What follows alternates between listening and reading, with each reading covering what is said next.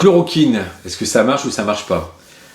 Pendant plus d'une dizaine de jours, les sachants ont dit que le test qu'a fait le Didier Raoult, donc dans le sud de la France, qui n'était pas une étude clinique à proprement parler, ce qui est vrai, parce qu'on n'a pas X personnes d'à côté et dans le même endroit aussi, mais à part X personnes qui ne le reçoivent pas.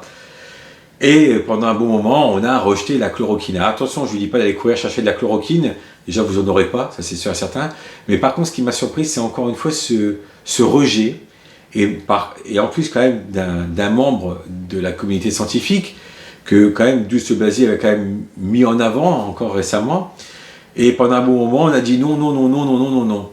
Je viens d'entendre là, sur CNews, je crois que c'est Punchline, donc il y a maintenant un monsieur assez costaud avec des lunettes, qui dit donc pour la chloroquine et qui dit en plus qu'il n'y a pas de tests, etc., d'études cliniques, mais qui vient nous dire là, et j'ai vu que ça fait il avalait, qui commençait déjà à donner de la chloroquine à des patients.